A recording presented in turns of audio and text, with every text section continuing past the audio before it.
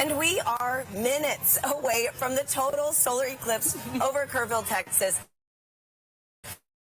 The temperature is dropping. As you can see, I had to throw on a jacket. The sky is dimming.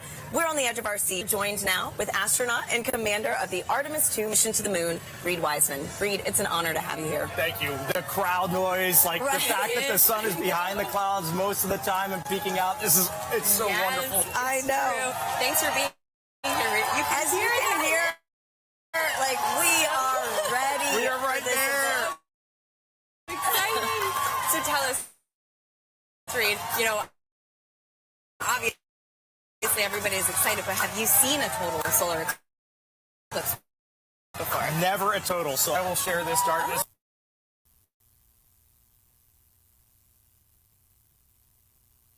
First time. Oh wow, this is face over there, but when we're heading out to the sun, it's really radiation is our big thing that we're heading out to the moon. Yeah. It's really the Not the solar sun. radiation that we're most thinking about there as the danger from the sun, and the Apollo astronauts dealt with it, and we've dealt with it for a long time on the International Space Station, and we have a lot of data from the moon, from our NASA probes that have gone out there and collected, so we think we know what we'll... Great, okay. And tell me, Reed, how does it feel to be the commander of NASA's first crewed mission going back to the moon since Apollo? I'm flying with Victor Glover, Christina Cook, and Jeremy Hansen. The dream team, yes. I know, so every day that I go into work, I won't say every day is easy, but every day is fun, and I'm flying with people that have principles, they have integrity, and they have just so much knowledge and professionalism. It's a dream come true. And getting to work with the whole team, the international team, it's the best. Wow. Well, thank you so much for being here with us, Reed. You know, really quickly, do you have any advice for anybody that might want to follow in your footsteps one day? We always say that you have to find that job that you love, go all in on it, live your best life, be as good of a professional as you can, and someday apply for the program. And we look forward to seeing your application come across our desk. Thank you, Reed, and good luck on your upcoming mission. Thank you. Great to be here. Now, if anybody feels like reaching for the stars, NASA is actually currently accepting applications to be an astronaut. You could one day travel to the moon and eventually to Mars. From teachers to scientists to even those in our armed forces, we are looking for a diverse group to take humanity farther into the cosmos. You can apply now through April 16th by visiting go.nasa.gov/astro2024. Now, timing is everything when it comes to pulling off successful science during an event like today. Let's hear from a very special guest who also knows a thing or two about perfect alignments.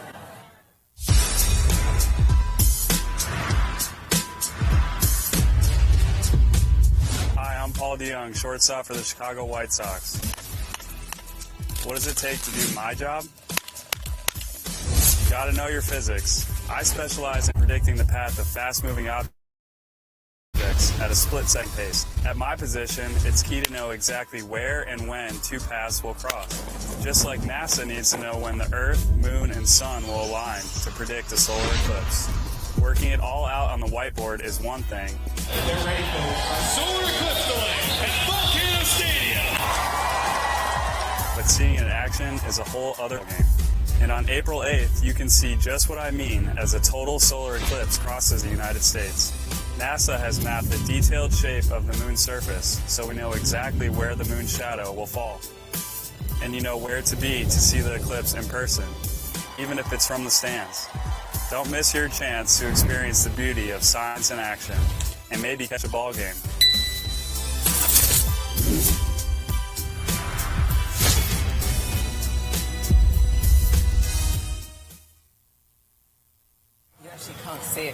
We are 2 minutes, under 2 minutes actually, away from totality here in Kerrville, Texas, which will mark the start of our eclipse coverage across America. Now, folks, we have a little bit of cloud coverage right now in Kerrville, so we are showing the Dallas feed. But again, we're holding out hope. Gina and I are thrilled to be here with Dr. Nicola Fox, who is the Associate Administrator of NASA Science Mission Directorate. Nikki, thank you for being here. Oh, I wouldn't be anywhere else. Thanks for being here, Nikki. So tell us how the science conducted today will really impact the future of exploration at NASA Science. Oh, wow, there's so much that we're going to be doing today. We're going to be studying the sun. We're going to be studying the Earth's atmosphere and how that changes. You can see it getting dark here. And, you know, we've got these little magnetometers. They're going to be all across. We have 30 of them all the way across. I'm going to hold it up. Very nice. Love magnetometers. Magnetometers, and we're gonna be having these all the way across the path of totality. And it sounds like we should get up. Oh my goodness, let's go. Oh my goodness. Less than a minute. Oh my goodness. Wow. Okay. All right. Glasses on, Nikki. Yes. Yeah. Or glasses on, but we're about to get. Well, okay. Yeah. There's some cloud yeah, there's coverage. some cloud coverage. It's trying to peek out, It is trying. It is trying. It is trying. It is getting dark here. The wind's picked up. You could actually see the birds started flying in a very weird pattern a minute ago. Good point. Come on, clouds. Everyone's screaming. Yes. You know, I might have to switch to Team Sun. Come on. Oh my goodness. We're there. We're nearly there. Okay. There we go. Wow, the crowd is counting down. Yes.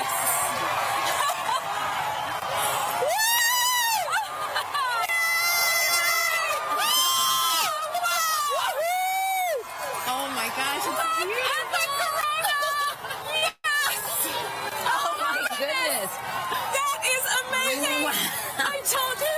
No, go away, clouds. Go away, clouds. They're Look gonna at move. that. Oh my goodness. I've been saying all day. Look how dark. Look how dark it is around here. Yeah. It is just this white ring. White ring. Yeah. It's so dark. It is so dark. It is so you can see dark. the planes in the sky You much can. better. Wow. You can. Everybody We have just planes and helicopters and drones. The whole all over the crowd place is today. just Here we looking. go. The clouds are going to clear Look for at us. that. Yes. Yes. Woo! Woo! Oh my Look at that. God. Just It's look amazing. at that. That is And we have incredible. about, what, 4 minutes Oh, yeah. to 4 just minutes bask and 25 seconds. to be Yes. I mean, this really, Yes. again, reminds you that we are on this one planet, you know, Yes. in this larger system. And you have to be on this planet to see what we're seeing. You do. right now. That's why we are Team Sun, Earth, Sun. and Moon. Because you need the moon for an eclipse. You need the sun for an eclipse. And we're Right. standing on the Earth to see it. Oh man. So, all of NASA Amazing. science represented by a total solar eclipse. And something that, what, over 30 million of us today, at least in the path of totality. At least, yes. Able to mean, witness Yeah, this. 31 I don't know about people you, living in the path of totality. So Doesn't imagine count how the many people travels. actually traveled here. Yes. Absolutely. Yes. This Wow. is getting me extra excited about all the science that All the science that we're doing. right? Yes. Yes. All right, those clouds are playing tricks on Those us clouds now. are being pretty mean. Yes. It was nice to get a taste, though. Wow. true. It is Yes. so dark. It is. We've got everybody It is so looking up. dark. I'm so happy that, you know, for Yes. folks that travel, Yes. able to see this take place. That's right. And It's so been such a great atmosphere here all day. Every Yes. time the sun comes out, everybody everyone's cheers. cheering, Yeah. counting down. It has been incredible. And so, wow. That's true. Oh, Nikki, what's your favorite part about an eclipse? Is this your first? No, this is my second one. 2017. I was in Nebraska and I saw it there. But I think there's just you can study the sun, you can study the corona, but suddenly you see it with your own eyes, and it's that feeling of just wow, that is our star. Like that isn't just. It isn't just the sun anymore. That's a star, and you see it looking like a star. And you know, as we study, as we look for exoplanets in other galaxies that might be able to support life, you know, we need to understand our relationship here on this planet with that star. And That's right. so it's so important. And I think when you see it, you're just like, wow, it actually is a star. Yeah. You know, it's not just a bright point of light in the sky. You can see the structure. You can see just how exciting the sun is, and actually how dynamic it is. Yeah. And you know, it's not often in heliophysics that we can actually see the science that we're doing with our own eyes. That is right. So it's That a is rare right. experience. Or Yes. even sharing it, you know? Yeah. Millions of Yes. us So today. many people Yeah. partake. Yep. That's right. It's pretty windy too here. It It is windy. And so I know earlier in the show we've mentioned that total solar eclipses really might only pass through a certain location, say every 375 years. Mm-hmm. Yeah. Can you explain how come we don't see eclipses like this every day? month? Mhm, Yeah, every month. because the moon's orbit is actually tilted, and so most of the time when it passes in front, it doesn't block out the light for us.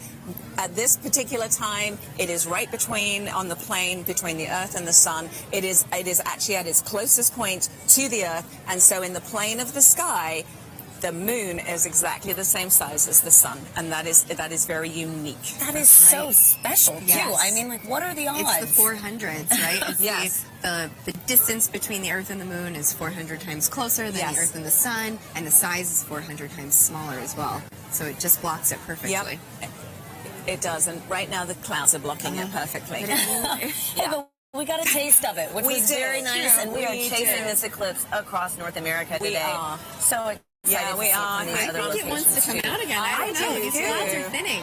Yeah, the crowds. You can hear the crowds cheering. Yes. Getting excited. We're hopeful. Yeah. Channeling all that good energy. Yeah. This crowd has been great all day. Oh, yes. All day. It's crazy to believe, too, that it was so dark, and it's only like midday. Oh, yes. Yeah. Yes. Yeah. Wow, and we're starting to get some of this. Starting to get the light back. Yeah, starting to get the light back. Yep. So unfortunately, we did not see the diamond ring at the end of the eclipse because of the clouds, which is always a crowd pleaser. But we did see it actually saw it in the right beginning. before totality. There was suddenly this beautiful, bright one light, and then it all went dark. So Right. we did actually see quite a few great features on the sun, and somebody actually was saying they could see a sunspot. Obviously through their glasses, but they We had could those see a in the sunspot. telescope. So, yeah. Can you clarify what the sunspots are for our viewers? Yes, absolutely. So if you were looking through your glasses, you might have seen a couple of dark spots on the sun. They are actually very intense places. There's very, very intense magnetic field there. They're very active, and that is what can cause space weather. So every now and again, those active regions can sort of explode and then send billions of tons of solar material towards our planet. Wow. Well, this was fantastic. Thank you so much, Thank you, Nikki. This was Nikki. incredible to experience this with you. Let's follow this eclipse right up that path. Next up is Dallas. We have Joy and Michael standing by for their big moment in the sun. Yeah, you can feel the temperature change. The wind is completely quieted down. Yep. So the energy here is amazing. So with me right now is Dr. Michael Kirk. He's one of our eclipse experts. Michael, we saw an annular eclipse back in October, but Yes. today is a total eclipse. How are you feeling today? It is totally different. I am ecstatic. The annular eclipse was really cool. This is, you can feel it, the energy here is electric. If you look around, you can see that the darkness is coming. Let's have a quick look at what we're looking at right now. We're almost there. We're a couple of minutes away. Ooh, yep. Just a crescent left. So let's quickly talk about some of the ways that the public are participating in the eclipse. Right now, Yes. Michael, can you talk about some of the citizen science projects? Yes, there are people all around the country right now making measurements of audio recordings to see how the environment is changing. And it is a great opportunity to do genuine science with just an audio recorder. Fantastic. So we are almost like, let's see, a few minutes away. So minute just a 30 minute. out, I think, actually.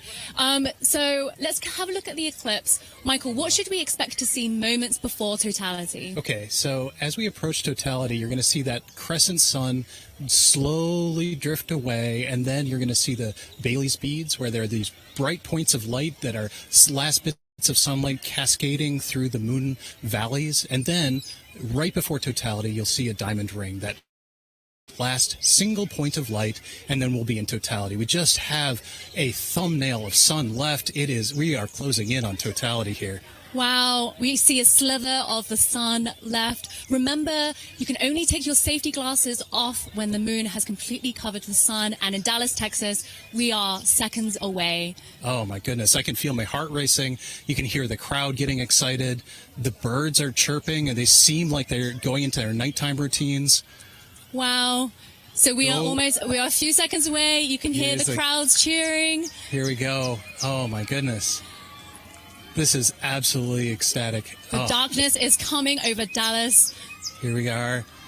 Just a few seconds 10 left. seconds. Woo! Oh, I'm so excited. Okay, we are 5 seconds away from totality. One little bit. It's totally dark here. Deep twilight around here. Wow. You can hear the crowd. So the last bit of lights, and we're in totality. Oh my God. That is absolutely breathtaking. Oh my God, Michael. How are you feeling right now? I am just awestruck. I mean, there's a few high clouds, but the beauty of the corona is clearly visible. You can see that spiky structure just poking out. It is heart-stoppingly beautiful. Oh my goodness, I have tears in my eyes. I was not expecting this. This is one of those experiences that you just never forget. I feel so special to be right here, right now, experiencing it, and knowing that people literally across the nation are doing the same thing is it's truly amazing. Wow, let's take a moment to take it all in. This is absolutely breathtaking. Wow.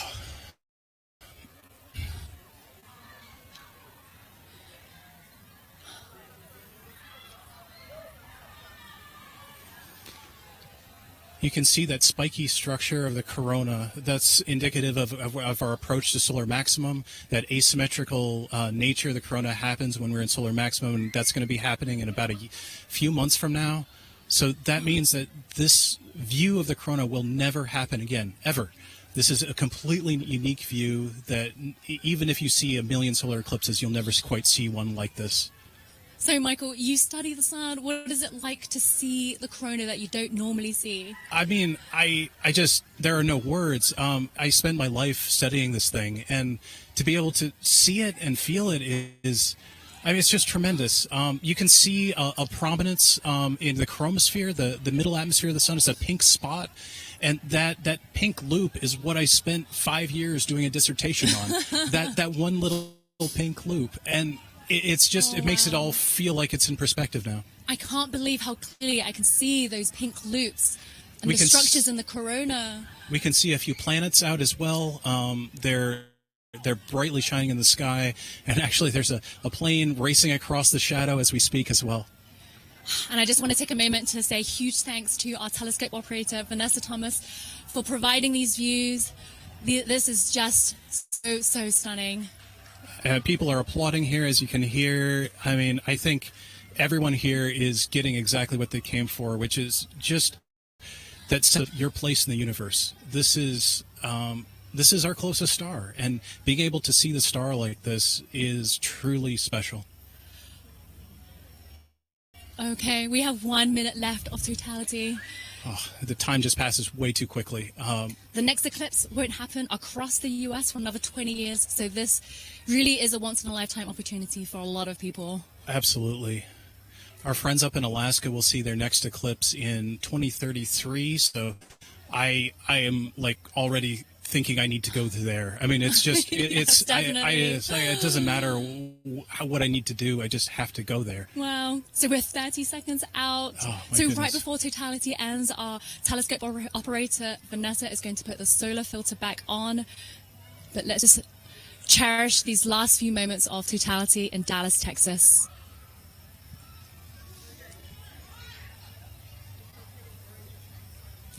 Michael, what will happen right before totality ends? So as totality's ending, we'll go through the process in reverse. You'll see maybe a diamond ring, a few Bailey's beads as the sun creeps out of totality. And then we're going to go back into a crescent sun again. Okay, and there's a diamond ring again. So it's time to put your glasses back on. Sunglasses back, eclipse glasses back on. And it's coming back again. Wow, the slither of the sun. And you can see shadow bands on the ground right now. It looks like it's almost raining, or you can see those shadow bands racing across the ground as we come back out of totality. Wow.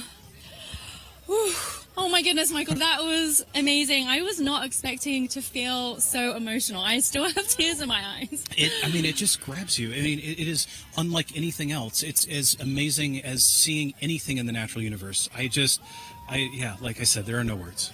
Michael, thank you so much for being with us in this very, very, very special moment. I feel honored to be here. We truly are in a special place in the entire universe right here, and I'm just so happy to share it with you.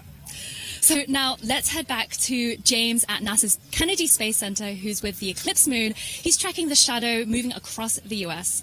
James, how are things looking on your end?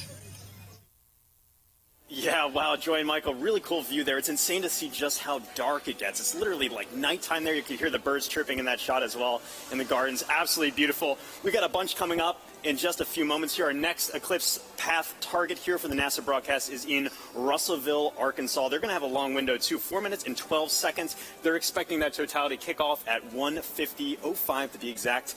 Again, you can continue to track this with our Eclipse tool here. This is at go.nasa.gov/Eclipse Explorer. And you can see just how quickly it's moving. I'm playing this in real time. You can see that shadow is already moving very quickly to the northeast. And the fun isn't just for our friends on the path of totality, and there are a lot of people on that path of totality. About 31 million people reside somewhere on that path of totality. But there's a lot of people obviously outside of that path as well too. If I put on this overlay here for the percent coverage, a lot of folks, us included here in Florida, are experiencing that partial eclipse. As always, if you are in a partial eclipse, be sure to be wearing those eclipse glasses to protect your eyesight as you're viewing it. But you can see these bands here are greater than 75% view. So say you're watching up in, I don't know, Milwaukee here, for example. You've got a great view, almost 100% coverage. You're not quite at totality. 89.4%. Looks like you got good cloud cover there.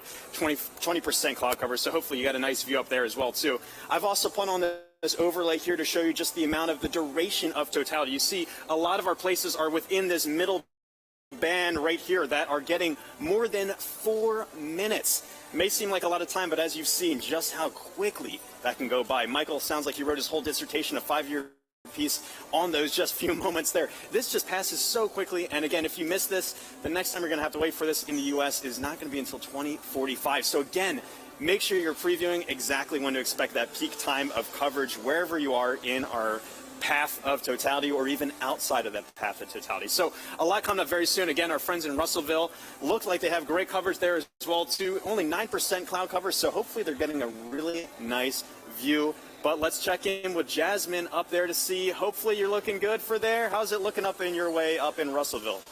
I'm just looking this way. Everything is looking absolutely fabulous here in Russellville. We could not have asked for better weather. So we are back here in the downtown depot area, and joining us now is heliophysics expert Dr. Patrick Kane, all the way from D.C. How are you feeling about your very first total solar eclipse? I'm incredibly excited. As I'm watching all of the changes, there go the crowd.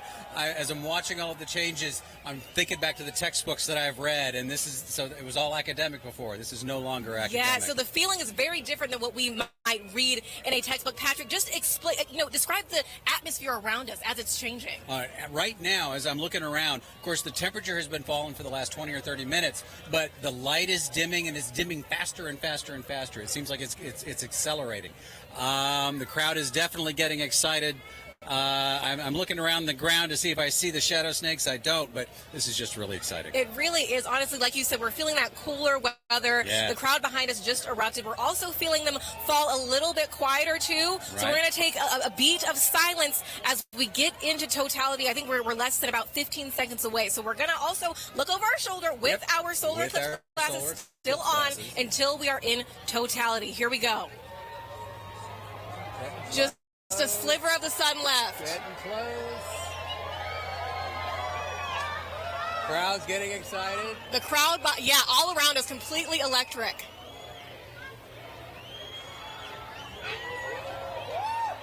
Going.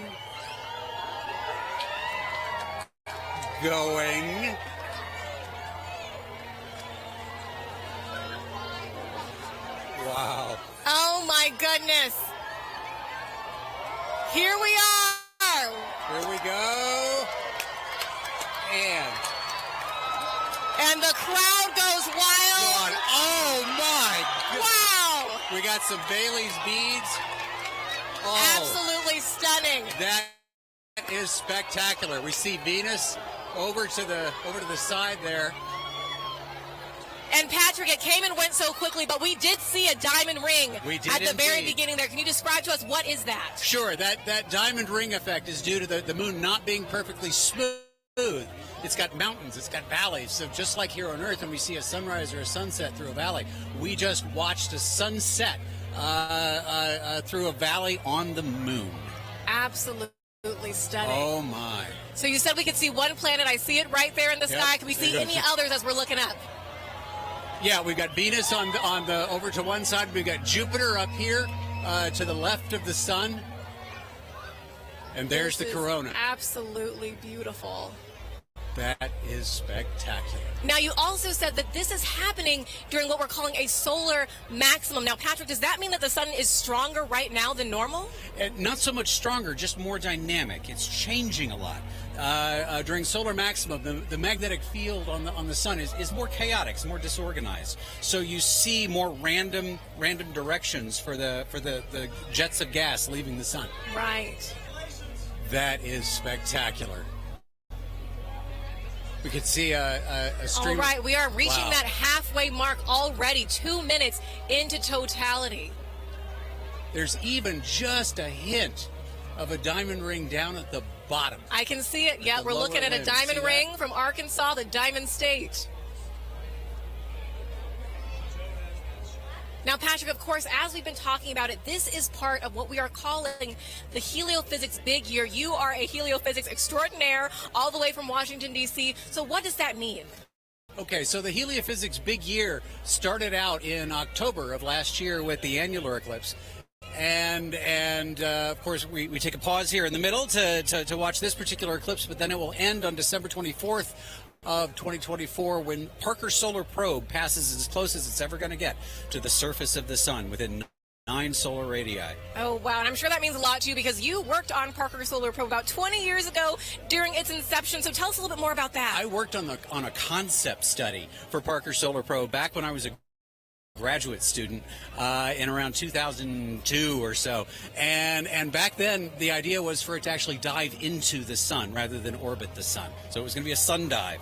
Wow, that is fabulous. This must be a very full circle moment for you, right, Patrick? This is brilliant. This is absolutely brilliant. And that diamond ring has been Wait a minute. That's pink. What we are actually seeing is down into the chromosphere now of the sun. We're seeing a little bit deeper than the corona. I believe it's because of the pinkish color. We're looking down into the chromosphere, which is the next layer of the atmosphere of the sun down. Oh, wow. Wow. Oh, my God. This is like nothing we have ever seen here in Arkansas and like nothing we will see for the next 2 decades, right, Patrick? That's right. It's going to be 21 years before we see it again here. 2045. All right. So as we are starting to exit totality, of course, we're going to be very careful with our eyes if needed. We're going to put those solar glasses back on, of course.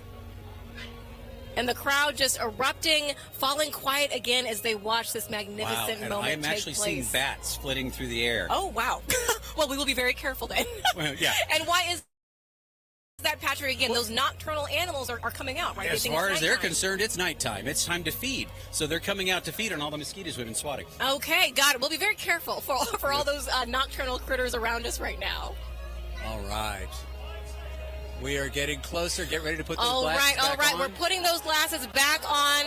The crowd wow, a second diamond ring seen from right here in Arkansas, the Diamond State. Absolutely stunning.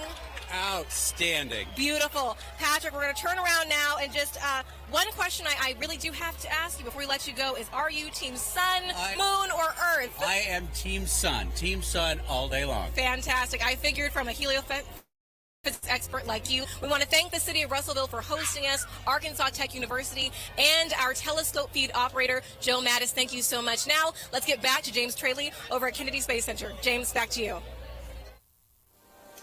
Yeah, thanks so much, Jasmine. What have you guys had there? So you were just right here in Russellville. You can see that shadow has now officially moved off and is on our way to our next target, which is up here in Carbondale.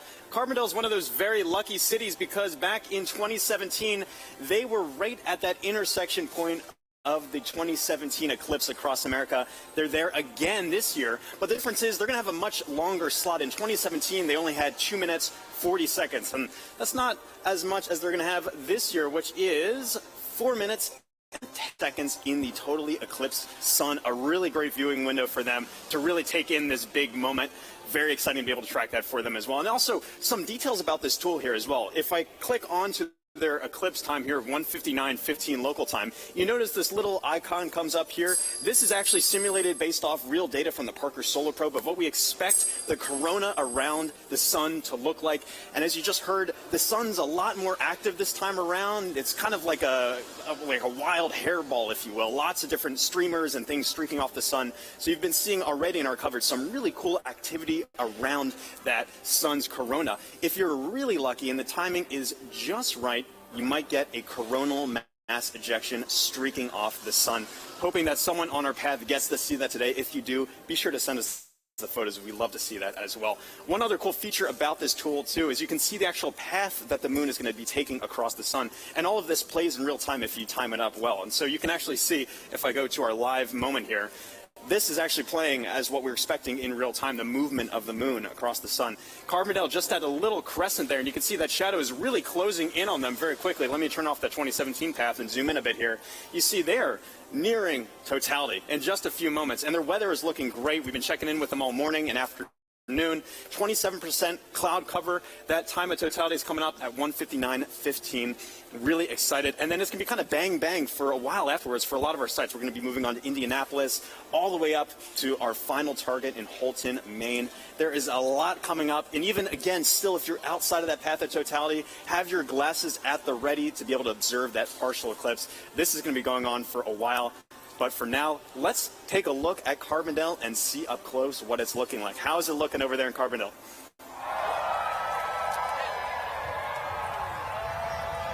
Couple more minutes. Well, the crowds are going nuts here in Carbondale at SIU at Saluki Stadium. Bob Baer is with us, and Bob, it's amazing. I'm afraid to look up. I know it's not quite ready yet, but tell us, what do you expect here for the eclipse today? Good weather. It's good weather right now. We have high clouds, so totality is going to look just a little bit fuzzy to us, a little bit hazy, but we are moments away from seeing the diamond ring here. This is awesome. Oh, I thought we saw it. I think we got about 1 minute. Okay, 1 minute away. Now, today we're having longer totality. So are you feeling the temperature change? Because I'm already feeling the temperature drop. I felt the temperature dropping about 20 minutes ago even, and the wind picking up a little bit. And I think, we have 4 minutes and 9 seconds here, so it'll continue to get cooler. And we got a lot to look at in the sky. I'm very excited. I'm looking up when I can. Oh, it's so close. It's getting very dark right now. See the very dark. You can see the shadow going across. This is the start of it. It's dark over here. It's light over there. This is amazing. Crowds are going nuts. We're about to get word that we're at totality. Oh, you can see the planets. The crowds are going nuts. This is crazy.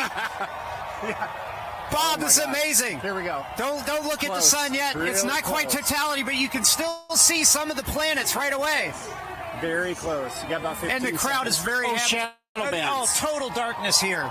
This is incredible. Oh, wow. There it is. Diamond ring. Diamond ring. Wow, it's amazing. It's amazing. That is awesome. Look at that. Oh, and Bob, that's amazing. Wow. Jupiter. Complete totality. I see Jupiter. Oh my gosh, that is gorgeous. Wow, this is amazing, Bob. Wow, that is huge.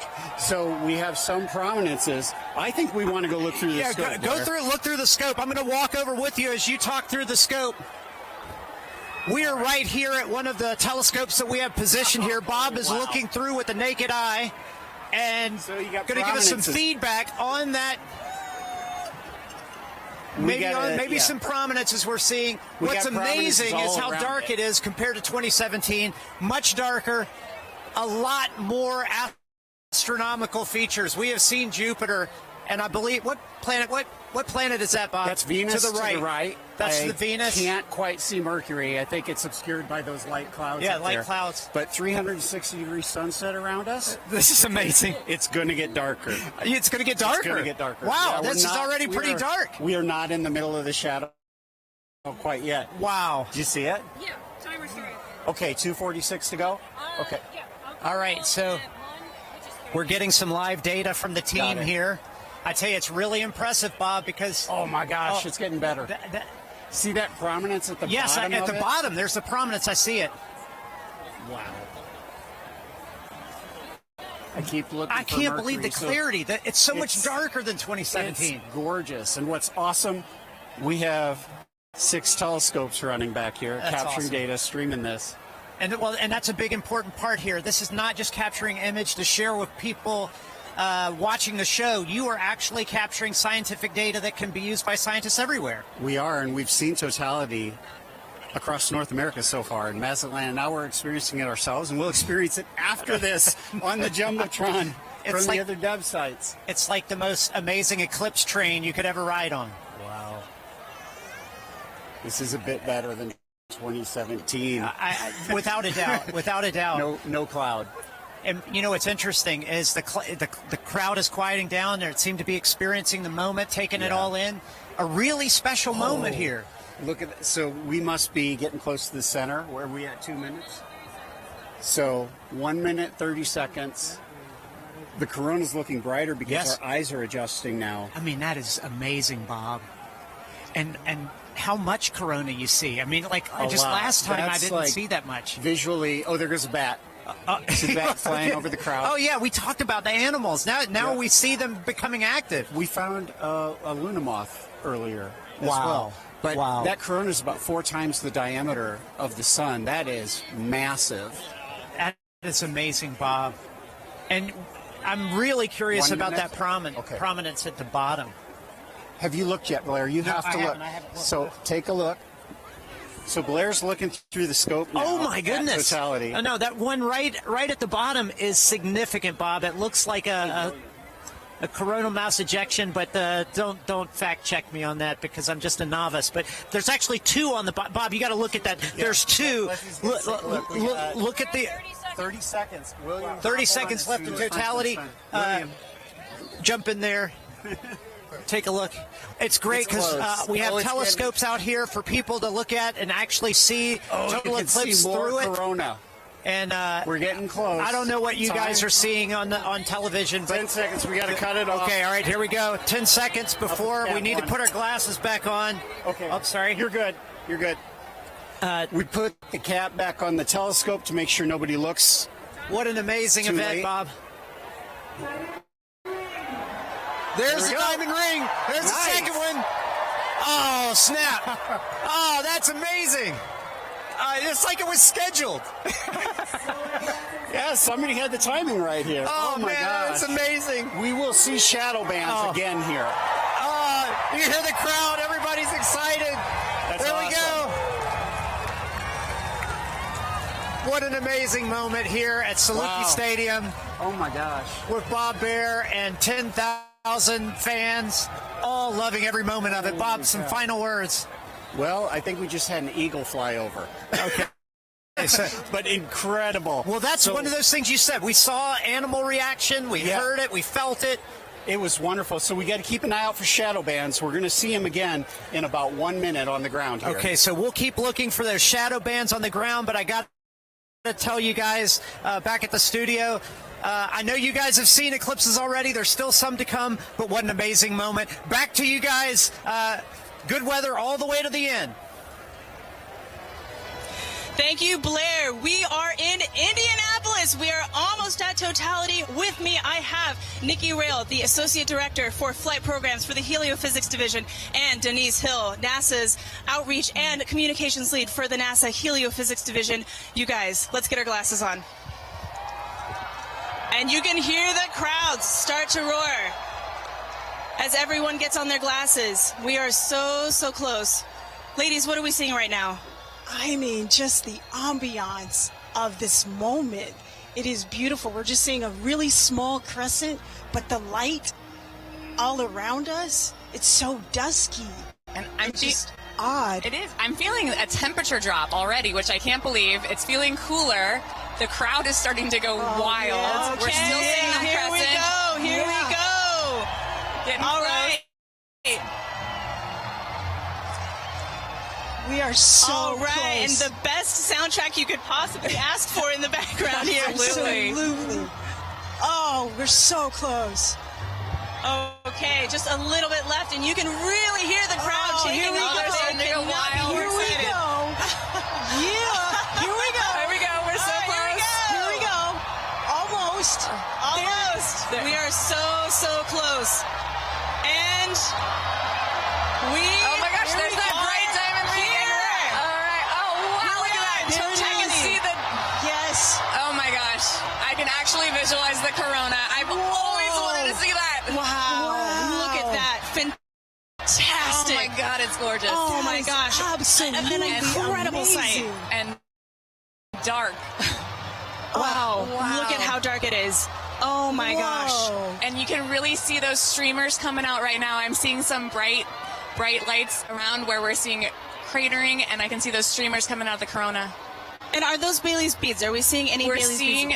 We were seeing some Bailey's beads. They're transitioning out a little bit, but yes, those bright light where the sunlight is shining through craters on the moon, mountains and craters. And look at those streamers of the corona. It is putting on a show. Moly. And it is dark. Holy moly. It is dark. I got to take a peek at the crowd right now. Oh, look at the crowd. Oh The my crowd gosh. is absolutely Oh my gosh. going wild.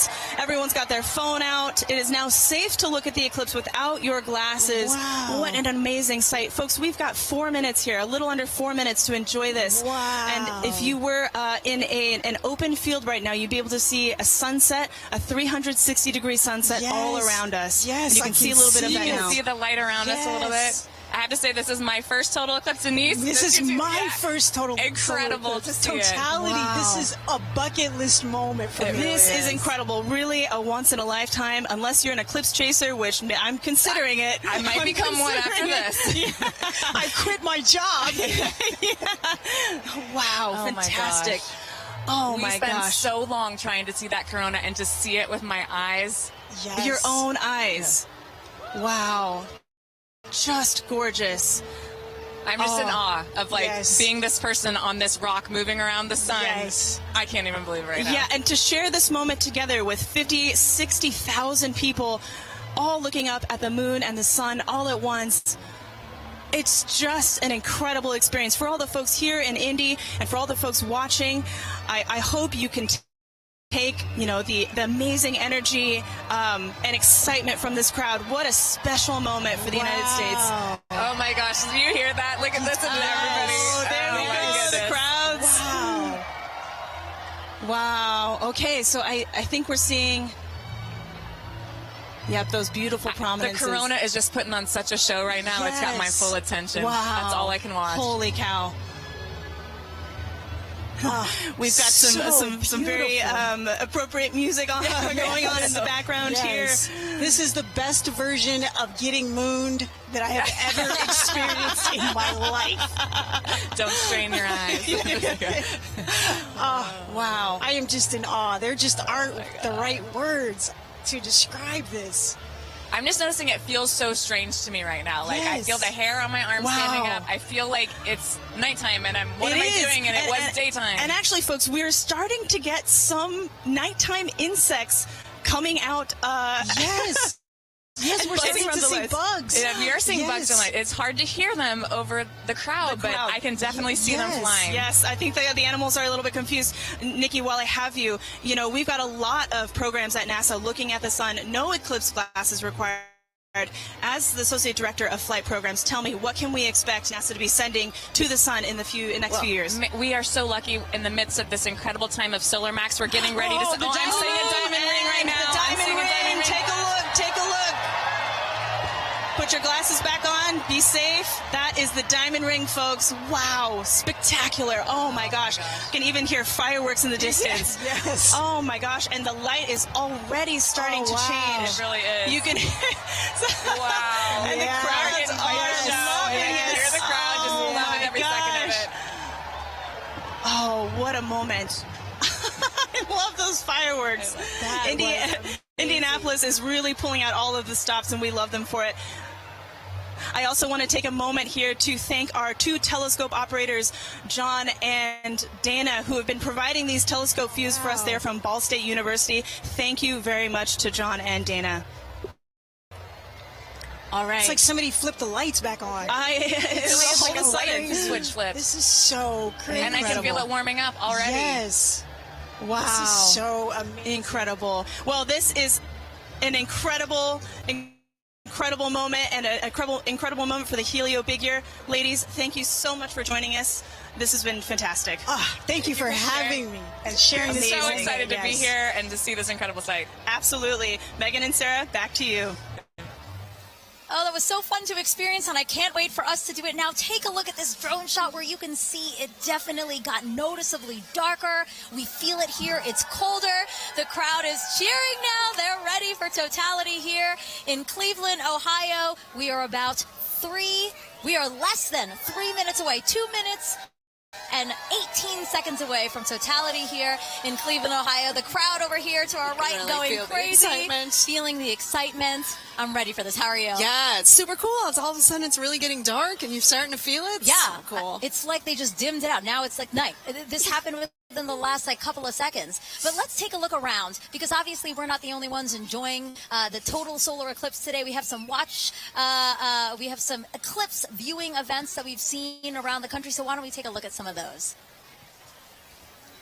Wow. Oh my gosh. So this is cool. Times Square. That's the NASDAQ tower. And they are taking our feed live right now. And we're seeing Cleveland, Ohio sun. They're only going to get a partial eclipse today, but they get to watch our eclipse with us. So. Yeah, I'm really glad that they can do that. Wow, look, that sliver of a crescent just left. It's actually perfect on that building. It's beautiful. The shape of that building, right? And we can see some people in the foreground taking a look, stopping to watch. It's hard to stop in Times Square, right? But they're stopping to take a look at this with us. Beautiful.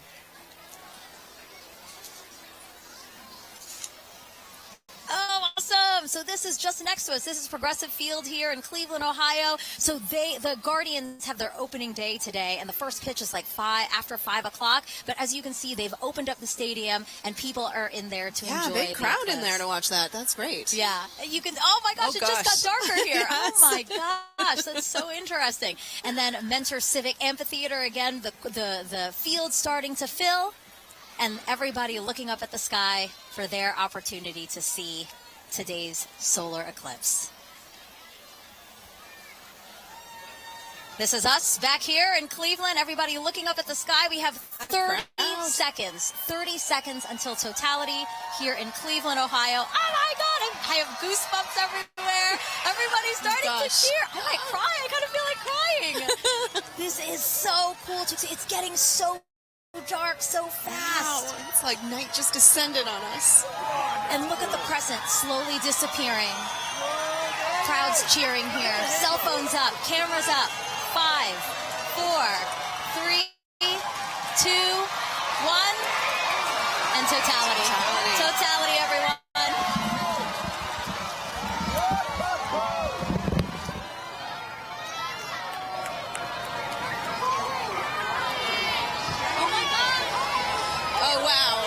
I was so nervous. Wow. I know, I wasn't sure because we had some high clouds, but oh my goodness, you can see that corona extending out. Oh wow. Yeah, the clouds were really bothering me. Really scaring me. It get very cloudy here in the last hour and a half, but we have a great view here in Cleveland, Ohio. Yes. Wow, look at the corona. You can hear the crowd. Wow, everybody's got their phones out. Oh my gosh. Wow. You know, I saw pictures of what the shape of the corona might look like from our NASA scientists, and it looks exactly like they predicted. Oh my gosh. Oh, and you can see Jupiter and Venus. Oh yeah, look at that. So Jupiter's to the upper left of the eclipse that we're watching, and just to the right of it is Venus. Yes. Oh, and I see some of those pink protuberances we've been talking about all day. Wow. Beautiful. And again, all around us you see light, but just at the top where we are. 360 sunsets. Exactly, exactly. Yes, Indianapolis had described that as well. Woo!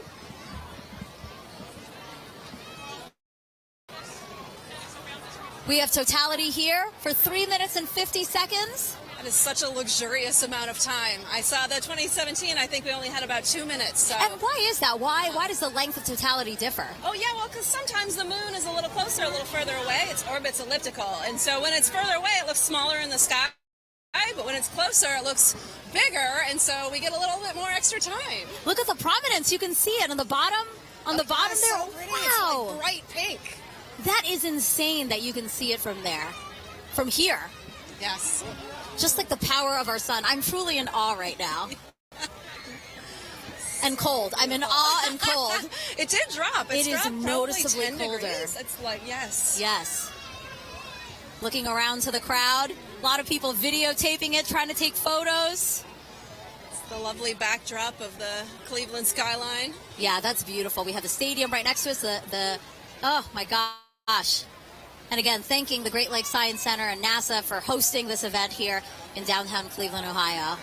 It's great to sort of join humanity to all come together at once and experience this together with such a great group look at the of screen folks. right now. Here's a shot of the skyline. Wow, the sky looks on fire. Beautiful. A lot of excitement still here in the crowd.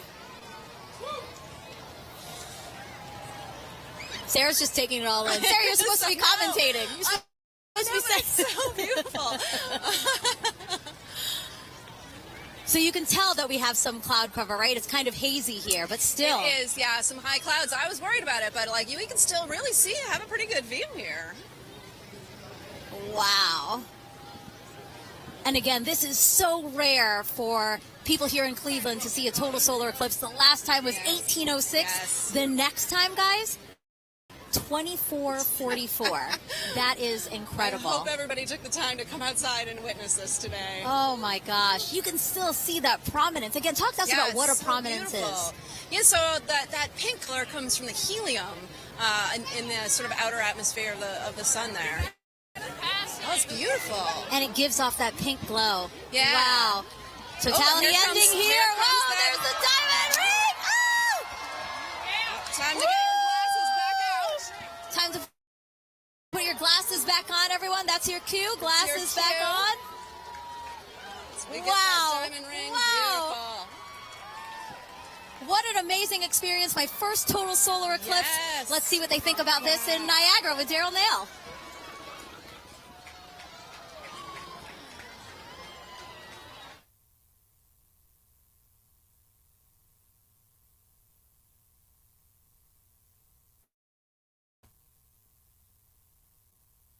Over the entire area. You can hear the crowd erupting at various moments when the eclipse has been seen, but we are under pretty cloudy conditions, and David Sheeny is with us. He's a program executive with the Heliophysics Division.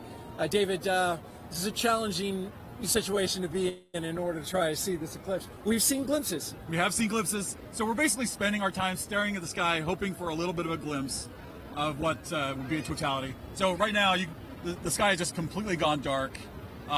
You see all the lights, basically. Everybody's cameras and everything else are all making it lighter. And it's gotten significantly colder as well, just over the last several minutes.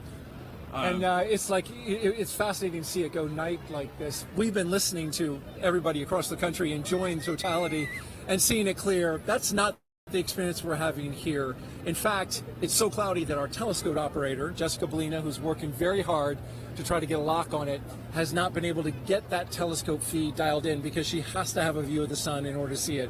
So we don't have a feed for you from Niagara. What we have is just every once in a while you'll hear part of the crowd, only part of the crowd would cheer because I guess they kind of have an angle through the clouds to see just a little bit. Yeah, and the clouds have really only cleared out enough occasionally to even need eclipse glasses. So for the most part, you have a thick enough layer of clouds that you can see the eclipse without them, and it's just fine. So a lot of us have been able to just take regular pictures with our cameras.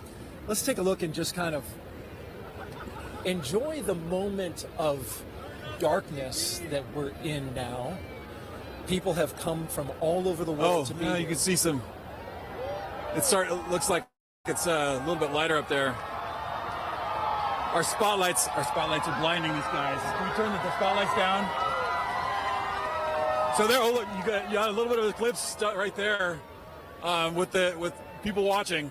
So we're just catching little glimpses of things as we look up into the sky. So this might not be as exciting as some, but this is what we get. We're just hoping to have a little bit of a glimpse. Well, we've got 3 minutes and 29 seconds for it to happen. We're already a minute or so in. Right. We heard there's going to be skydivers that are going to jump out. Probably hard to see them. Yeah, I don't know that we'll ever get to see the skydivers. Can't see any of Niagara Falls really. It's basically all like as if it was night for us here. You can start to see some of the light come in from the other side. So we're taking now a view of Tupper Lake, New York. That's oh, look, there he goes. Oh, hey, there goes totality shot. right there. We're getting totality right now that we can see. There it is. We just got a really nice clear spot right there. So wow, got a little bit of hole through the clouds so everybody could see.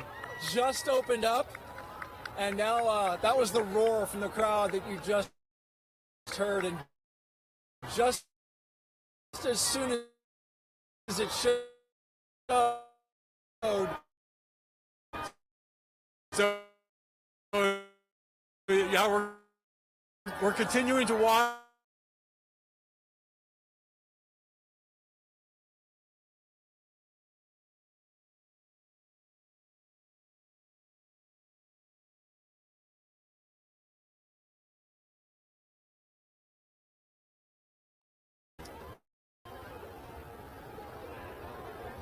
Well, totality is complete. Yeah.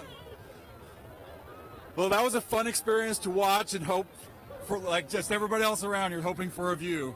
And we got it. That was a unique experience. Bring the lights up. And suddenly, night is turning into light and day. Yeah, we're getting some light again. Oh, although that's a lot of light. I was worried there for a second that we weren't going to get anything. David Cheney, thank you so much for joining us. Appreciate you sharing this experience. I was really worried we were going to see something. Fortunately for everybody here in Niagara Falls, we got to see a little bit of the eclipse. And yes, we did. That was great. We're cheering now. Thank you very much. All right, you're welcome. As we take a look around the falls, and people have not moved. They are still looking up, enjoying the partial eclipse now. We're going to bring in Jeremy Hansen.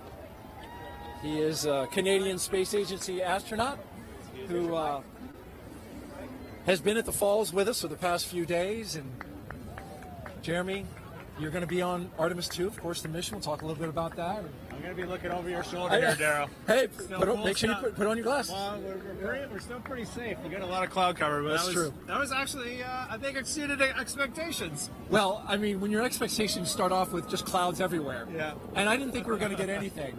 How did you feel when it finally poked through? I felt like success because we all really wanted to see it in totality, and we might have only saw it for 5 seconds, but we did get to see it, and we could see the corona, and that was just very special for me. So I really liked that. And then when it passed totality, it was like this amazing. Hopefully the camera captured it, but just like that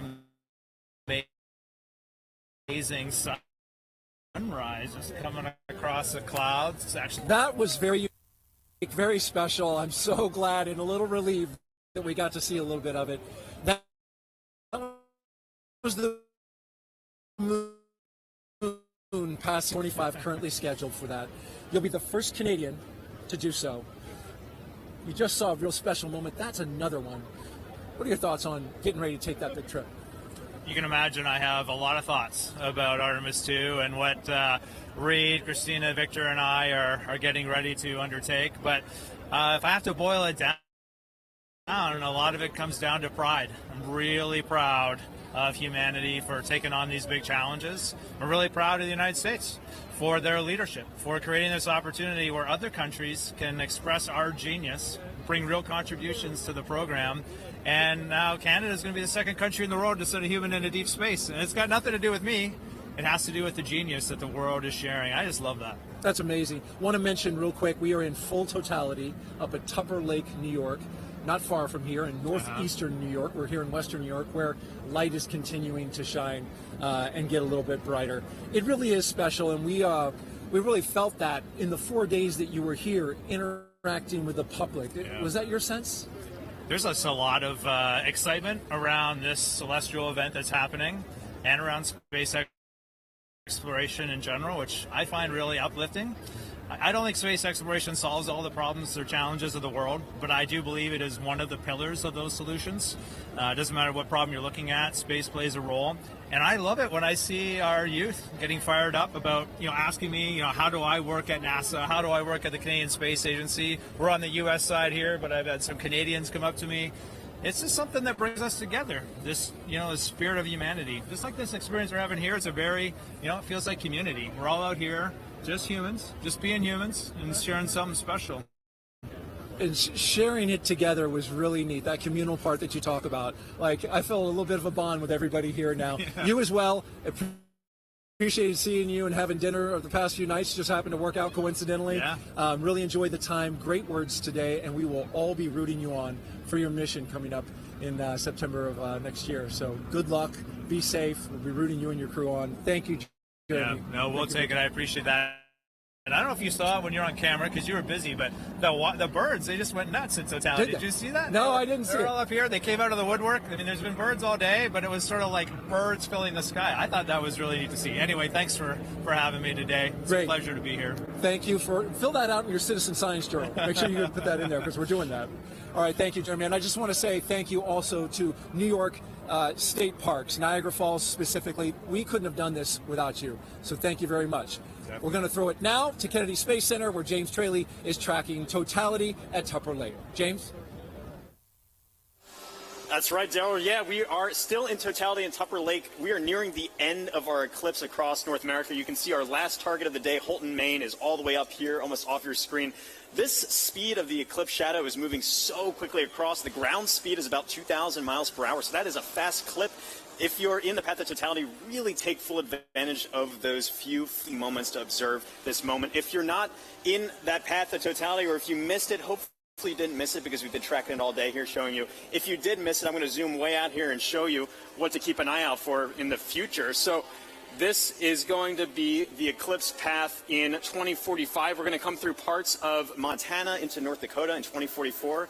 2045 is the next big eclipse across America. That's actually going to come, I didn't draw here, there you go. That's going to come all the way from California into parts of Florida there. That is in 2045, so a long time to wait. So really take full advantage of those fleeting moments to be able to observe this moment. I'm going to click on Burlington here. Just an incredible moment to really see all of this. And Tupper Lake, again, they're still, I think, experiencing that last fleeting moment there. That is just moving off. You can see that is officially now moved off Tupper Lake. Really a fantastic shot. They have that now, that diamond ring effect, that really beautiful shot there. This is, again, such a quick moment, and this doesn't happen very often. It's really a once-in-a-lifetime moment, so take full advantage of this. You can see just how close we are now to Holton, Maine, who are our last stop of the day on our NASA coverage here. This is then going to continue on into parts of Canada and beyond. Holton, Maine, they had some snow the past couple days. It seems to have cleared up quite a bit more for them. Really hoping that that holds up for them. They are expecting a duration of 3 minutes and 20 seconds to be able to observe that totality at 3:32:05 local time. Really excited to see that view. You see that shadow creeping so quickly up to them up there. So let's check in with Angelique, who is up there in Holton, Maine. Hopefully it's beautiful weather for you. How's it looking up there, Angelique? James, it is looking awesome up here. We are just a few minutes away from totality. You can hear people announcing it in the back, and people are getting excited, as am I. And here to share in all of that excitement with us is actually Dr. Eric Smith, the program scientist for the James Webb Space Telescope. Eric, it's so great to have you here. Oh, it's great to be here, Angelique. This is really exciting.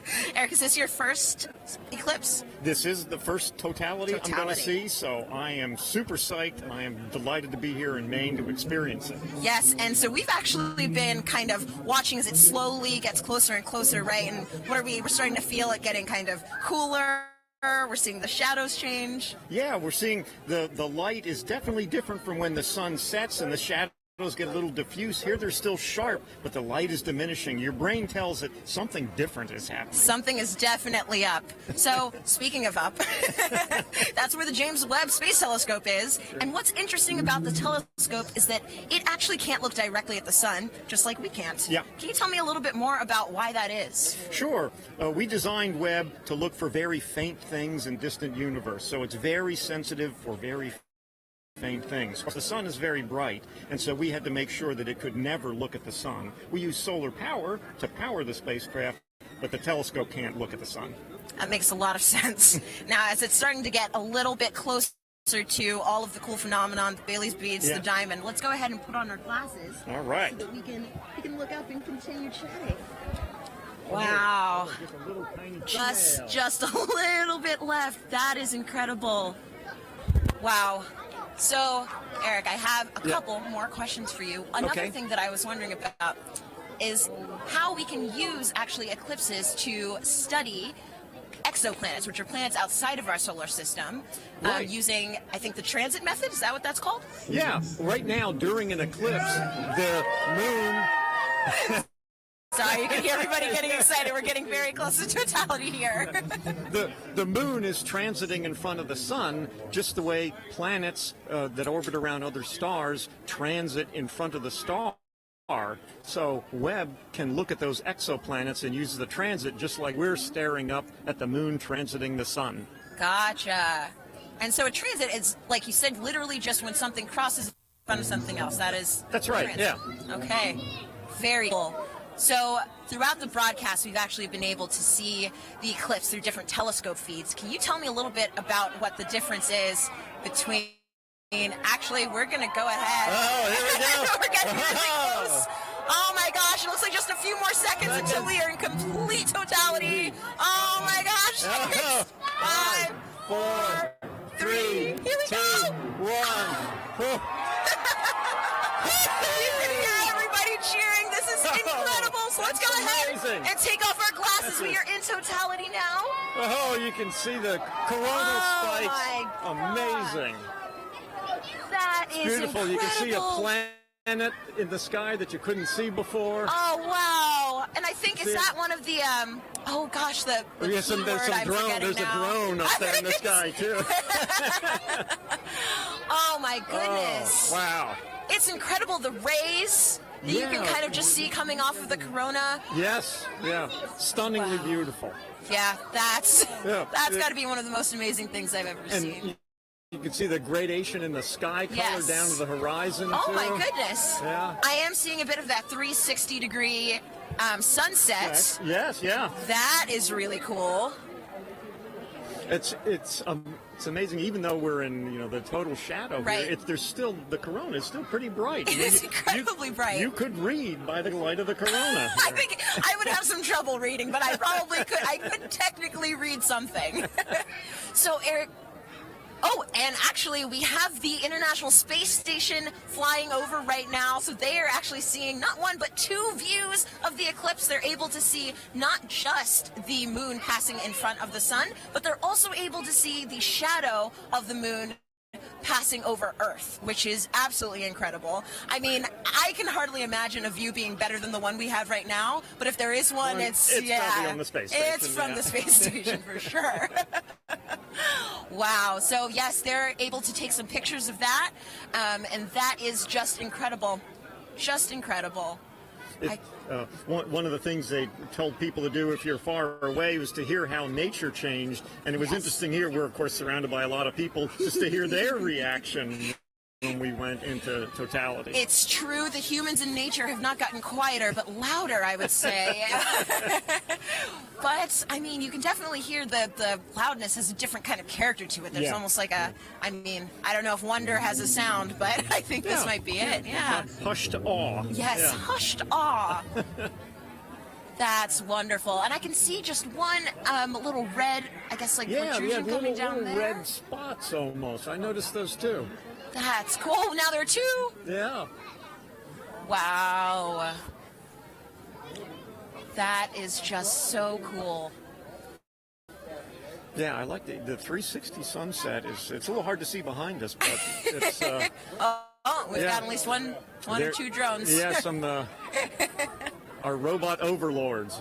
Of course. And so, Eric, I know that, clearly with the drones, people are starting to get involved in the eclipse, and I know that there are lots of ways that people can actually get involved. One of those ways is with citizen science. Right. Do you mind talking about some of those opportunities, how people can actually... Sure.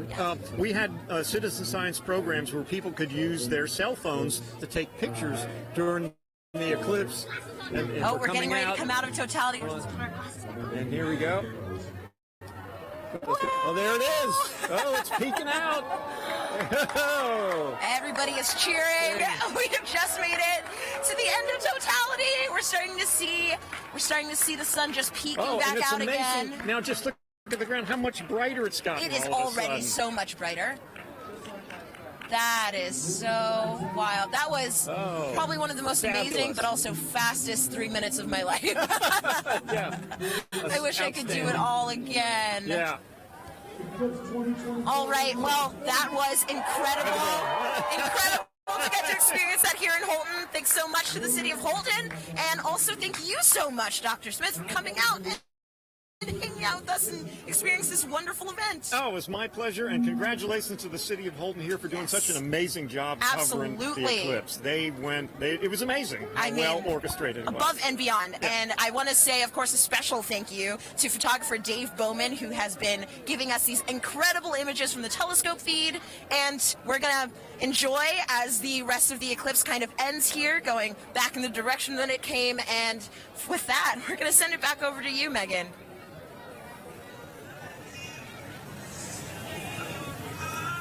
Alrighty. Thanks, Angelique. So, Gina, what do you think? We literally have just watched the eclipse travel, about 2,600 miles? It's going across Mexico to Maine. Yes. In about 88 minutes? That's right. It's so fast. That's 1,900 miles per hour that the shadow's traveling. Did you have a favorite location?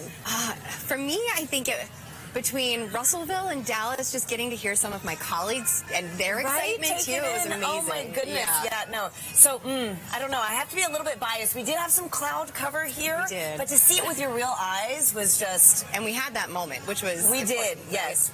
It was amazing. And so, it's really cool too, just to think about how millions of us now have this shared moment of what could be a once-in-a-lifetime event. It's true.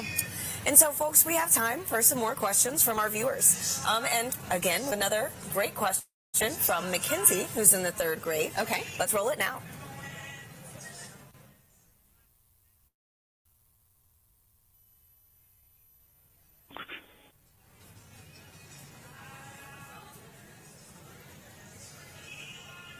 Hi, my name is Mackenzie.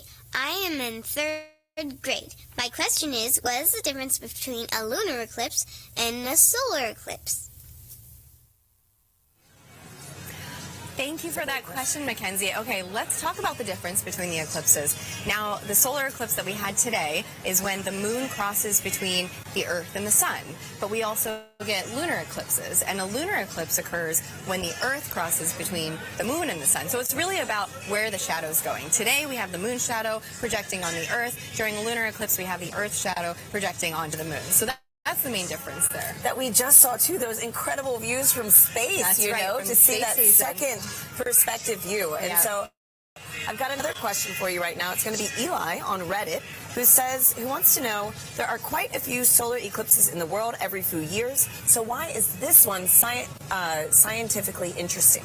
Okay, so yeah, we do get solar eclipses and lunar eclipses maybe 2 to 3 times a year. However, the total eclipse that happens today, total eclipses are about every 1.5 years, and that is a rare opportunity for us to look at the corona, study the corona in a way that we can't do during the other types of solar eclipses that we have. So and during the solar maximum. Exactly, during the solar maximum. So for this one particular, we were talking about the solar activity that we were seeing on the limbs during the totality. There's just a bunch going on today for this eclipse. And so, too, right now we've got another incredible view. Oh, look at that. These are live views from space, which is just mind-blowing in general. And now we're also to see the moon shadow across the Earth. Wow. It is just amazing. So, Gina, too, thinking about how many people across North America today witnessed this one moment, it's a good reminder that humanity has been experiencing these eclipses for centuries. And you know, there are different meanings for these events in different cultures. Let's check in Joy in Dallas to learn more about indigenous astronomy. Joy. Hi, and welcome back to Dallas, Texas. I'm with Dr. David Begay. He's an indigenous astronomer and also a member of the Navajo Nation. David, thank you so much for joining us. So when people think about science, they might be thinking of Western science. So David, how does that relate to indigenous science? And what did the total eclipse mean to the Navajo people?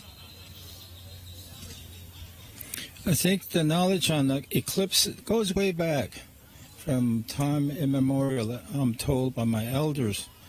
And they knew that when you look at the sun directly, you can damage your eyes permanently.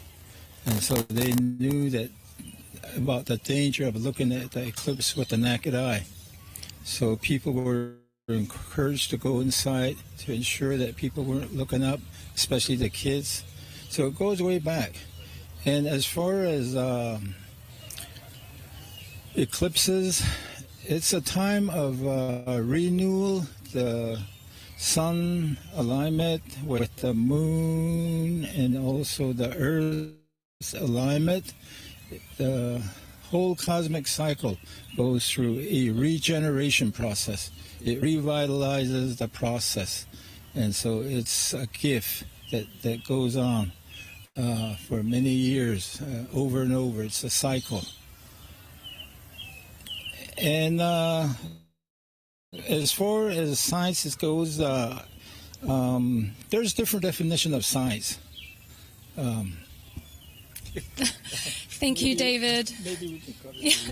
Thank you. It's been an honor chatting with you.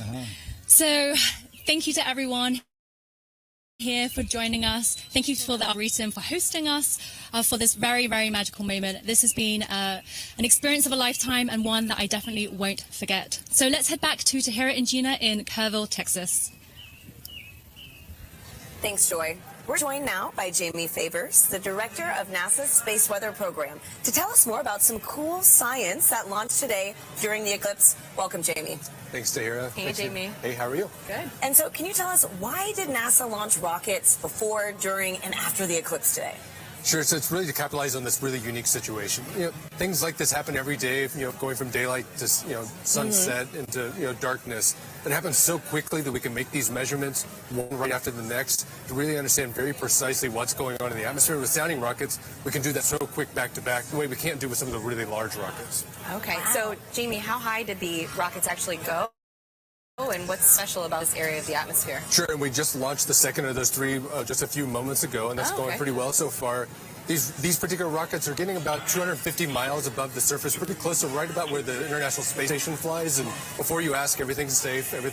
We take care of the. And it looks like we've got a playback of that right now. Oh, wow. Perfect. Can you walk us through this? Sure. So from Wallops Island out in Virginia, on the Virginia Space Coast. So these rockets have multiple stages to them. So you're seeing one stage burn for a few seconds, then that drops off, and then the next stage will light, to eventually take it all the way up to about that 250-mile mark above the surface to make those measurements in the upper atmosphere. Wow, that looks incredible. Yeah. Oh my gosh. Okay, and so what is that area of the atmosphere, and why do we care about it? Yes, it's the upper part of our atmosphere. It's called the ionosphere. That's really from a perspective of heliophysics, where we really see a lot of that interaction with the sun and the earth. We care about it because that interaction can change the way our GPS signals work, our communication signals work, and even up a little bit higher, we start to see the influence of the sun actually causing the atmosphere to change its density in a way that can impact the way satellites orbit the Earth as well. Sure. Okay. Great. And so, Jimmy, today we've been doing this fun poll, to see who is Team Sun, Moon, and Earth. What team are you repping today? Well, other than Team Science. Don't choose the wrong answer. Well, my bosses would make sure I go for Team Sun today for sure. Oh, man. Okay. Well, thank you so much again. Thanks, Jamie. And, folks, it is time now to say goodbye to our friend, James Traley, who has made sure we've known where and when to look up all day. James, thank you. Yeah, thanks so much, Tahira. It's been fantastic tracking this eclipse across North America all afternoon with you. If you're still in the path of totality, you might be in a boat somewhere off the Canadian coast taking this all in. I hope you enjoy that view, that fleeting moment. We've made a big journey across. I can zoom out here on our eclipse board. You can see we started all the way down here in Mazatlan, Mexico. We've trekked all the way across and are now, like I said, breezing past Canada now into the Atlantic Ocean. It's been fantastic to track this. And if I turn on the shadow of our penumbra, you can see this highlighted area anywhere in there is still experiencing a partial eclipse. So if you're in that partial eclipse area, be sure to have your eclipse glasses at the ready so you can take in that fleeting moment. We just went outside a few moments ago here at Kennedy Space Center to take it in. It's fantastic, beautiful view. It's really cool to see. You got like a little the sun there for us here, only about 50% coverage, but still fantastic to see. So really, it's been phenomenal. We've lucked out in general with the weather all of today, too. That was the biggest concern I had going into the day here. It's been beautiful views up and down here, and so really fantastic to see this. Really been a lot of fun tracking this with our Eclipse Explorer. A big thanks again to our scientific visualization studio for putting this tool together. But for now, back to you, Tahira. And here with us now is NASA Chief Scientist, Dr. Kate Calvin. Kate, welcome. Hi, Kate. Hi. Nice to be here. So happy to have you back here again. I know we had the pleasure of sharing the stage together for the annular eclipse. Right. Now, with today's total solar eclipse, can you tell our viewers what would you say is the #1 takeaway from today's events? I would say the #1 takeaway is that our universe is beautiful and understandable. We all got to experience this together today. I love We could this, predict when it would happen, and we did a lot of science today. That's great. So speaking of the science that was conducted, how does that fold into kind of the greater science that we're doing with NASA in the future? Yeah, so we did a lot of science today, and a lot of it really complements science that we do all of the time. So one of the things we were really looking at today was the corona. The moon blocked out the sun so that we could see that part of the sun's atmosphere. But we also have a mission called Parker Solar Probe that's orbiting closer and closer to the sun so that we can study the corona with that. We were also looking a lot at how the eclipse affected Earth. So we had a citizen science project that looked at how the eclipse changed temperatures and clouds. We have a mission that launched 2 months ago that's studying clouds all the time, a mission called PACE. Awesome. It'll tell us more about oceans and atmosphere on here on Earth. And one of the other things we do is we develop instruments called a coronagraph. So the moon blocked out the sun today so that we could see that corona, but we can make an instrument that does that. And so we have an upcoming mission called Nancy Grace Roman that's going to block out the light of other stars so we can see what's flying in here around them. Amazing. So much going on for the sun at NASA. And I understand that the Heliophysics Division has a big sun celebration going on right now, the Heliophysics Big Year. Kate, could you tell us how we could get involved in this and really just celebrate our star? Yeah, this total solar eclipse was just one event in a series of this Heliophysics Big Year, working towards Parker Solar Probe's closest approach to the sun. And we have a lot of activities where you can engage in our science and learn more about the sun. And if you want to know more, you can find us on social media at NASA Sun. Fantastic. Wonderful. Thank you so much, Kate, for being here with us. It was really special to share this moment with you. Thanks, Kate. Nice to be here. And Gina, this has been an honor. I mean, my goodness, to have the annular eclipse with you, then to share this total solar eclipse with you. I know. Thank you so much. And do you have any final thoughts? This was amazing. Annular was great, but to hear the energy here, the total was so just great a whole nother level. Both of you, Yeah. Once again, thank you for having me. Absolutely. And a big thank you to the city of Kerrville, Texas, the Parks and Rec team, and all the people that made today's incredible event possible. I also want to thank our telescope operator, Catherine Troach, for those great views of totality here in Kerrville. Folks, that is a wrap from Kerrville, Texas. Back to you in Cleveland. Thank you to Tahira and Gina, and also Kate Calvin. And now check out who we have here at the host desk, the pastronaut himself, Josh Dobbs, who just signed on as quarterback for the 49ers. How do you feel about that? I feel good. It's exciting times. Obviously, I spent a couple years here in Cleveland, got a chance to have some fun over at NASA Glenn during my time here. So it's cool to be back and taking the Eclipse class here in Cleveland, but looking forward to the future in San Francisco. I know NASA's doing some great work out there in the West Coast, so we'll be able to stay tuned to that as well. Yeah, so for people who don't know, the pastronaut nickname comes from some incredible plays you had last year, and also you have a background here with us at NASA with some externships, but also you're an aerospace engineer. So how did it feel being back here specifically in Cleveland to watch the total solar eclipse? It felt really good.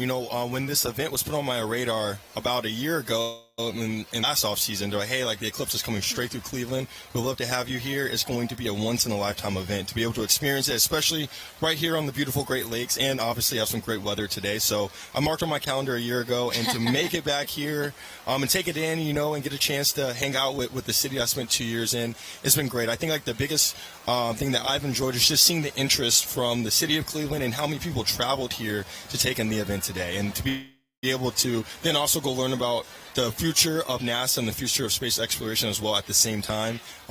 It's a once-in-a-lifetime opportunity to take it in, and it's been an honor to be here.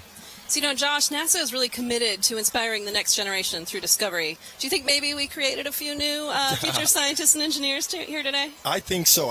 There's youth walking around here and taking in not only obviously the blow-ups and the displays outside, but also the Great Lakes Science Center inside, and just seeing the history of the space program. I think that gives them perspective, and so that's just like NASA, that's been my approach. You know, I think the youth obviously is the next generation. They're going to have a tremendous impact on the world, and being able to inspire the youth out here and the youth across the country that if you have interest in STEM and also are really good at sports, you don't have to split your eggs in you don't have to split up your eggs, right? Like you can go out, put all your eggs in both baskets and work hard to achieve those goals and dreams. Now, Josh, we have time for one other question. It's the most important question we're going to ask you. Okay. Who was the star today? Was it the sun, the moon, or the earth? Say the right thing, Josh. Say the right thing.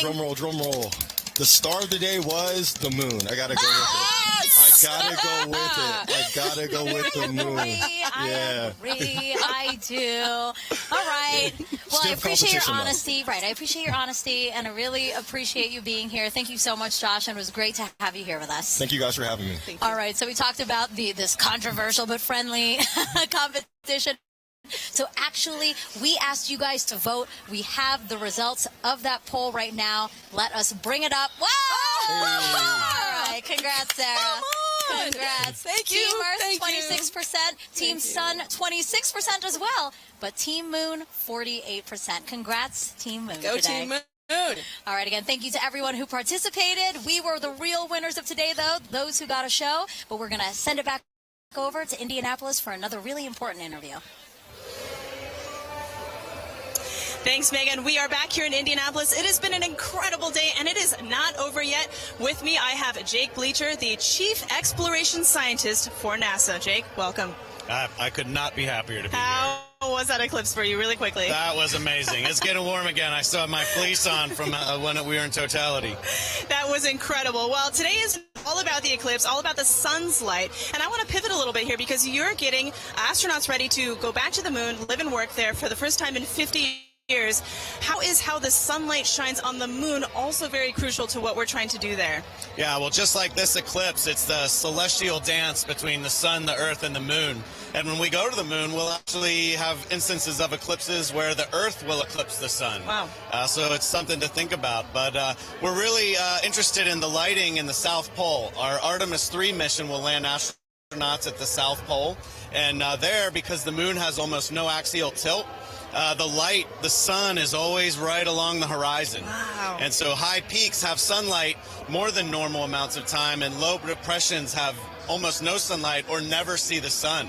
And so we think there might actually be water trapped there. Incredible. So one thing that we've talked a little bit about on the broadcast is space weather. And space weather is really important to understand, especially when it comes to the safety of our astronauts. Can you describe how the instruments Ursa and Hermes are actually helping keep our astronauts safe? Yeah, Ursa and Hermes are payloads, science instruments that we'll have on our Gateway. Gateway is going to be a station, a research station that orbits the moon, and astronauts can stop there on their way to the surface of the moon. And these payloads, or these science instruments, will be there to basically detect what the solar weather is like, what we call space weather. So that radiation that our astronauts will live in when they're actually there. So understanding your weather is the best way to be prepared for it. Absolutely. Well, you've given us a lot to be excited about. Jake, thank you for being here on this incredible day. I would not have missed it. Well, folks, that is all we have from Indianapolis. Thank you for joining us. It has been a wild ride, pun absolutely intended, and we've had an amazing time. So from all of us here, back to you guys. Thank you, Lauren. I did enjoy your pun. And now back here in Cleveland, we are joined by Jimmy Kenyon, director of NASA's Glenn Research Center. Thank you for joining us and for hosting us, really. Absolutely. Thanks for having us here. Well, so yeah, Glenn Research Center is right here in Cleveland, Yes. just down the road. The only NASA center in the Midwest, the only one in today's path of totality. Literally everything aligned for us to get a great show here. Absolutely. And it has been such a great show here. You could not have asked for better weather. And it's springtime in the Midwest. That's always a little bit of a debate, but you could not have asked for better weather. What a great outing. We're here with our partners at the Great Lakes Science Center, and which hosts our visitor center, so where the people are. Yep. And just a great opportunity to have everybody here and connect them with what we do. Yeah. Yeah, you hosted this wonderful 3-day event here and invited the community and all your visitors in to come and explore and learn a little bit about Glenn. Why was that important to you? It's important, but, well, as you know, having a total solar eclipse pass over your community is, for most people, a once-in-a-lifetime opportunity. But to have a total solar eclipse pass over a NASA community like Right. Cleveland, Right. that's even more rare. But what it does is it creates such a great opportunity to connect people with what we do. Everybody is here paying attention to our planet, paying attention to the moon and the sun and how all of these things work, our solar system and our universe. And that just gives us a great opportunity to say, this is what we do. Right. And connect people with that. And you can't pass that kind of an opportunity up. Right. And speaking of all, like you said, the science, all this discovery that we're enabling today by the eclipse, let's talk more about the science, I know that nothing flies without Glenn. That's what you love to say, Jimmy. That's right. So can you explain the center's critical role within NASA? At NASA, Glenn, we work on aircraft propulsion, spacecraft propulsion, power for both aircraft and spacecraft, communications. We also work on materials and testing in extreme environments, but our core competencies are power, propulsion, communication. No aircraft and no spacecraft flies without those three things, and they never will. And so NASA Glenn is literally part of virtually every NASA mission. Well, Jimmy, thank you so much. I really appreciate you being here and, again, hosting us. This was a wonderful event. I know so many people joined us here and really enjoyed it because we were watching. We were looking out at the crowd. Yeah. Lots of smiles. So really, thank you so much, you and the Great Lakes Science Center. And thank you for being here and being part of this with us and really putting NASA and NASA Glenn on the map here for us. Thank you, Jimmy. Thanks so much. Have a great day. All right, and a big thank you to our whole team positioned across the path, from our correspondents to our experts and our telescope operators. We couldn't have done it without all of you. And Sarah, as we're taking again this aerial shot of the Great Lakes Science Center, so beautiful. Such a wonderful way to experience my first total solar eclipse. And I hope you had a good time too, because I know this isn't your first total solar eclipse. No, this is my second, but it was really great and special to be able to experience it with you and all the folks here. Yeah, we did notice that people right after, the people were like, whoa, they were trying to get out. There's a lot of really fun events happening in Cleveland, so there's a lot of people in downtown. So I hope that they took some time to look up today and really enjoy what they saw. Yeah, and not only all of the great views that we had, but we also really did some cool science today, too. Yeah, really, really cool science. And actually, yeah, let's talk about that. NASA's heliophysics big year isn't over yet. We had the annular eclipse, then we had the solar eclipse, and now talk to us about what's happening in December. Yeah, coming up on Christmas Eve, in fact, Parker Solar Probe will make its closest approach to the sun, 3.9 million miles, which still seems like a long way to me, but apparently that's actually pretty close. Yeah. Yeah, I can't believe that's happening. Again, just that it's all, we've been saying this all day, aligning. Everything is aligning for us to have a beautiful show. And so, yeah, Sarah, again, thank you so much. We watched this together, race across Mexico to Maine in only an hour and 28 minutes. And again, we have so much more to look forward to. So we hope you all stay with us as we continue studying our sun and how it affects us, from all of us here at NASA, where we make air and space available for everyone. Thank you for watching, and enjoy the rest of your day.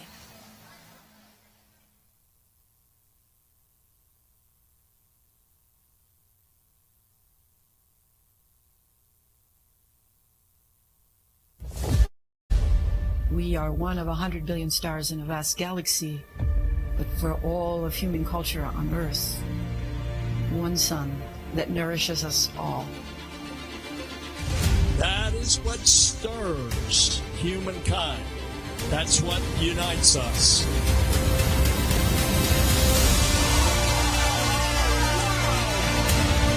Experience the wonder wonder, the beauty, and the power of our star. One sun across space, time, and culture. Let us continue the quest to unfold this universe. And let us continue to find unity in our discovery.